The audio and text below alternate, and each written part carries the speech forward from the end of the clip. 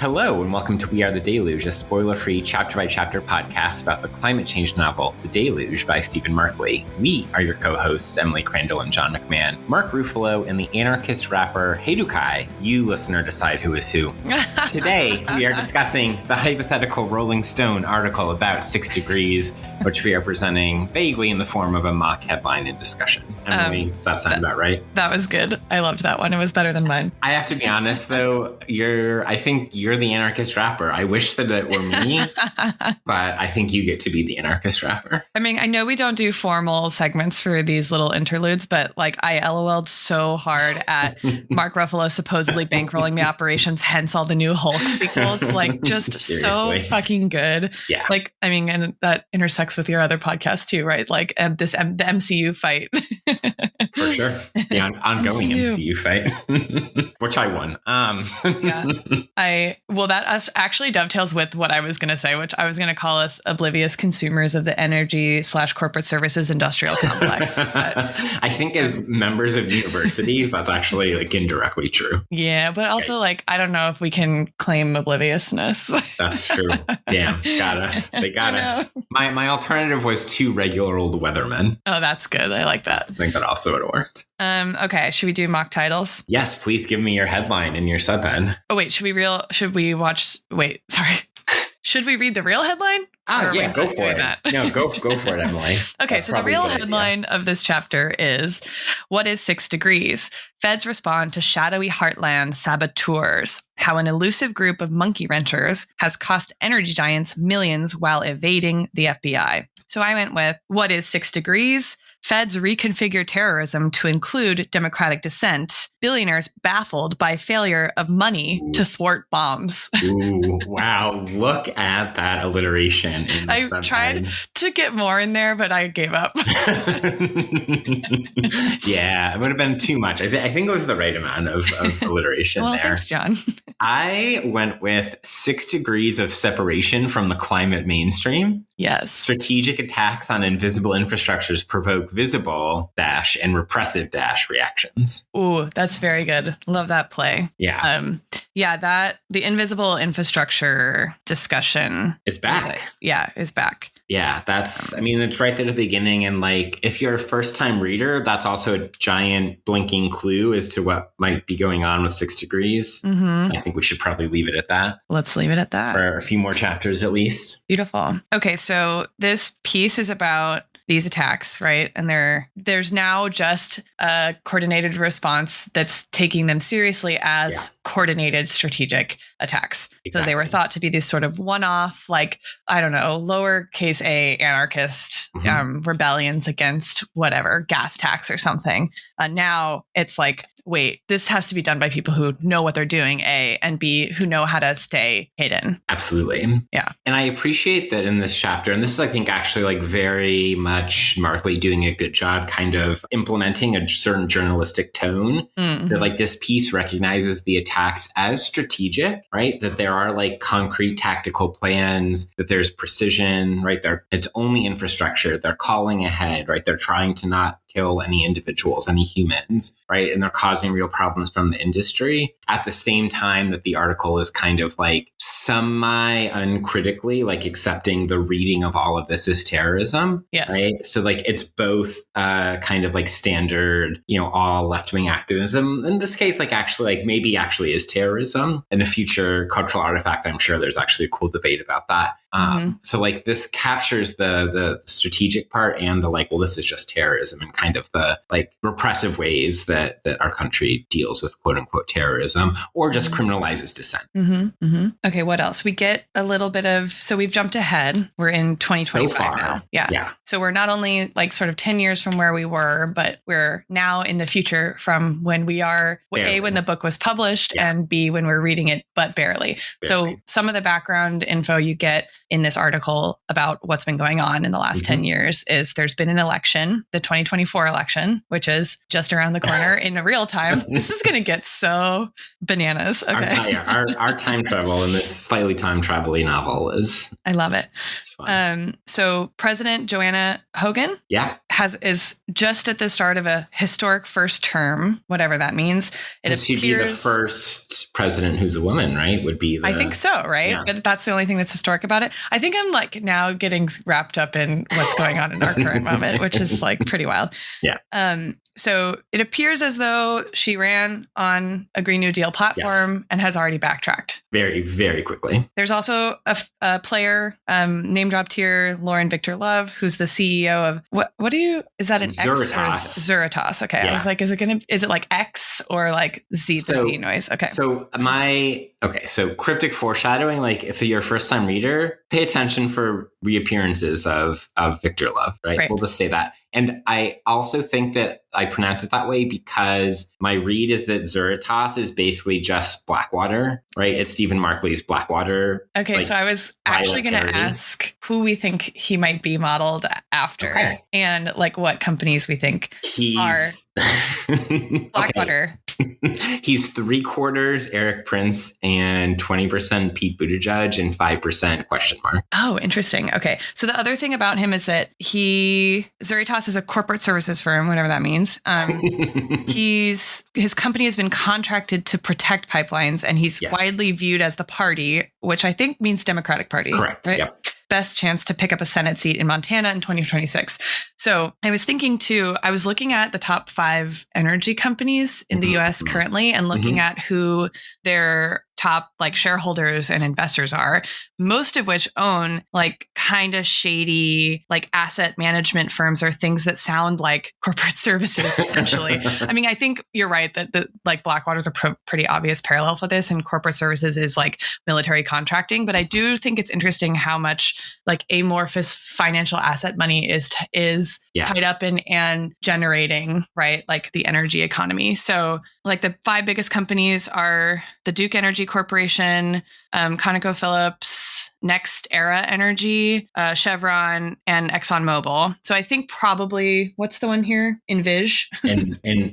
Envirage, right? Something like that. I don't know. I imagined it as like a abbreviation of Envision.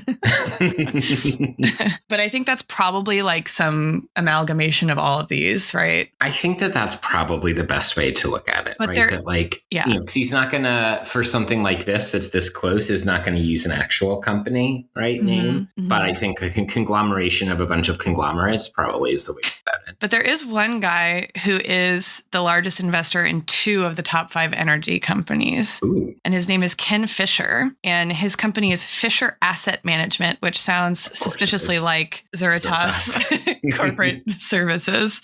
Yeah. And he just looks like a guy you don't want to get on the wrong side of a legal battle with.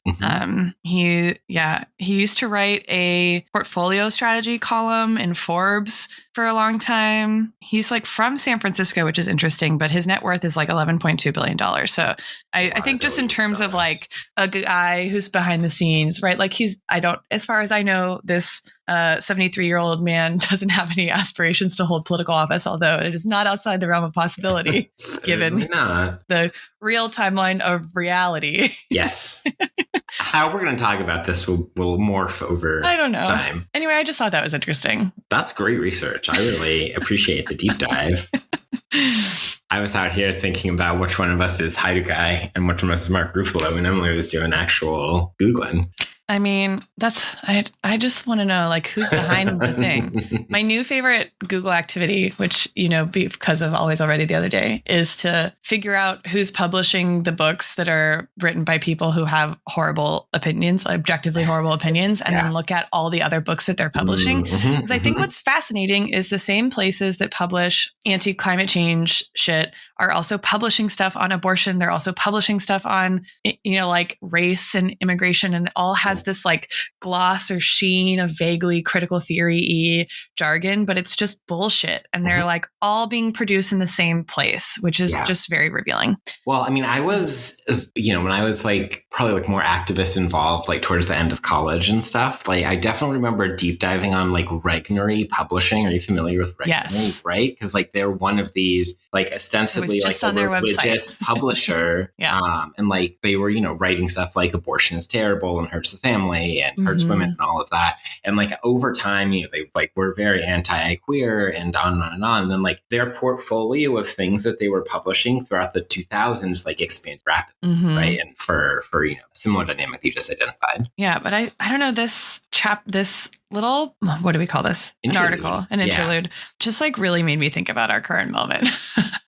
It's interesting you say that because I, in some ways, kind of like went like slight time backwards. And maybe it's because we were in this mindset earlier on in the podcast and in the novel, is that it is so reminiscent or such like pulling the strings for me on ways that the global war on terror like affected like domestically in terms of the response to it and the criminalization of dissent and all of that. And then, of course, obviously the like criminalization of BLM and associated movement, which gets name checked directly a couple of times in this piece. Yeah.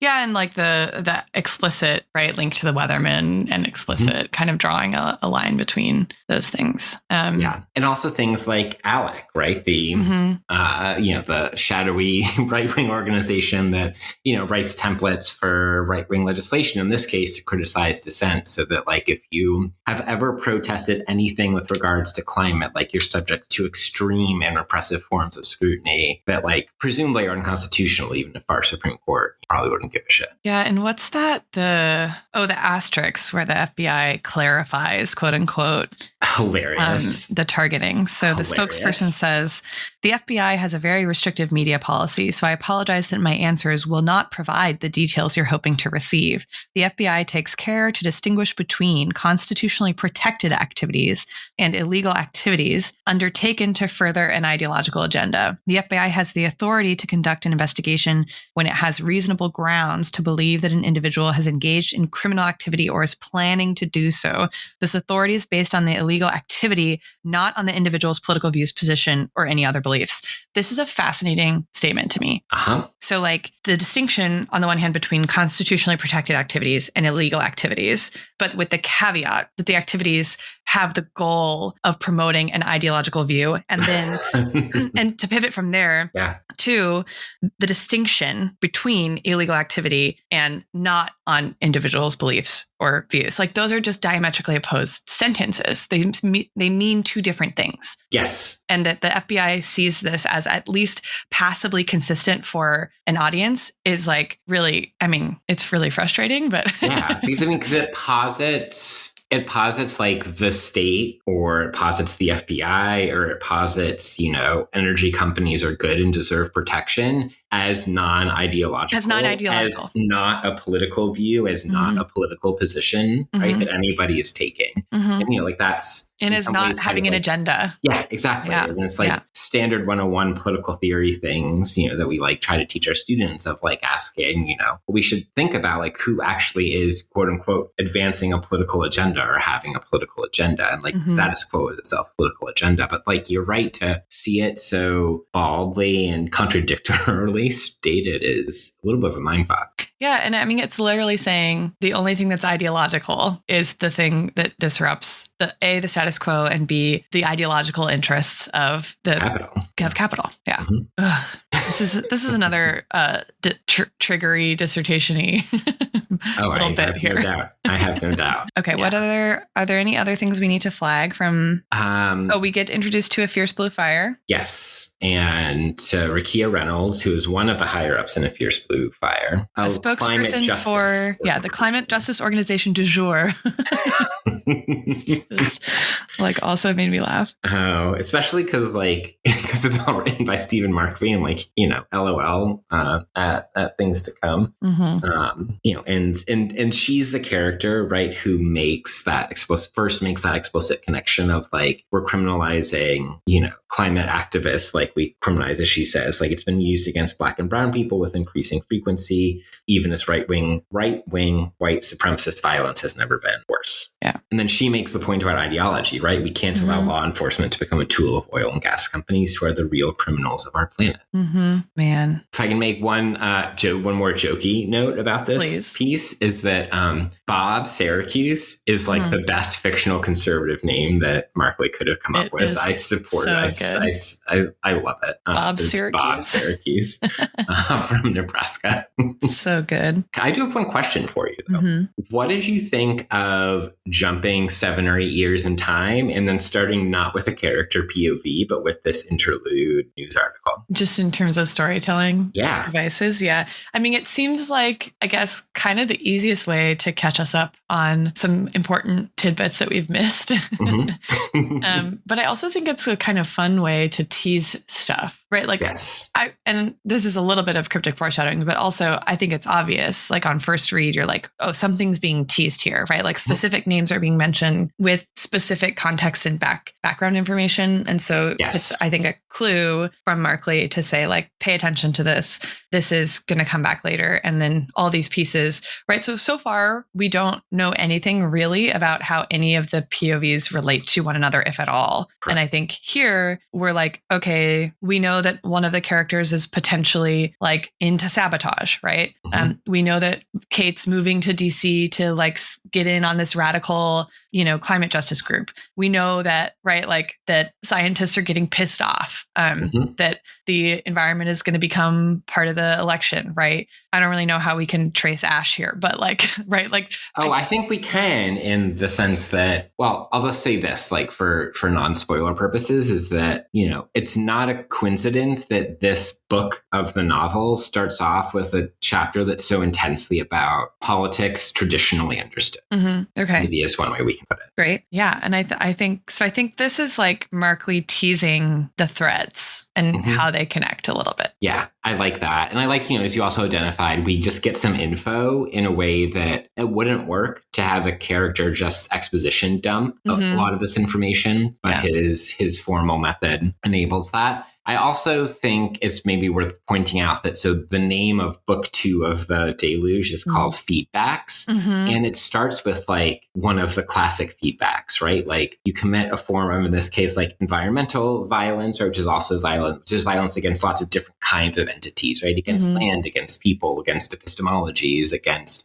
right, all sorts of things and beings. And there is feedback in response to it. So it's a little bit of a way to like make quite literal, I think, and that itself, begets further feedback in the terms of the criminalization of dissent. Yeah, I was thinking too, feedbacks like have, in a sense, a kind of like formal scientific definition, right? But we also use feedback a lot of different ways colloquially, right? Like, and in theory world too, right? Like the Lambda stuff, right? Yes. But I feel like even in the, I don't know, like the capital T, capital D discourse, right? Like, can I give feedback? Or like, this like new kind of shorthand for asking for permission to like offend somebody. Yes. You know what I mean? Right. Can I give you some feedback here? Yeah. Which is sort of like the new way of saying, what's the, like, I don't mean to offend, but the like, which is not always what it is. Right. Yeah. And sometimes people are bad at receiving feedback. So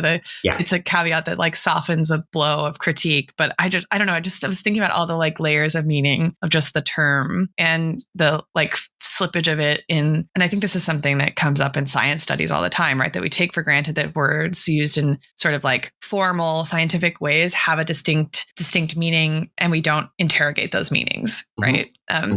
But we're open to all kinds of slipperiness in social meaning. And so like, what does that tell us about the way we distinguish science from society, right? That's so smart. I mean, science studies, you can barely tap it. There's too much. Yeah. It's everything is science studies. That's the reason we're doing this podcast, right? Yeah. Like, this book is science studies, clearly. I know, but also that science studies, one of its main subjects is politics, is like the thing that just gets me about this book. Yeah. Anyway. I think that's actually kind of a brilliant note to end this on. Beautiful. Wonderful. Do we do a sign off on our interludes? I forgot. Well, we can. Okay. Thank you for listening. Up next, we've got Keeper, the second Keeper chapter, entitled The Watch and the Blood Bank, set in 2025. 2025. Thank you for tuning in to We Are the Deluge. And we are the Deluge.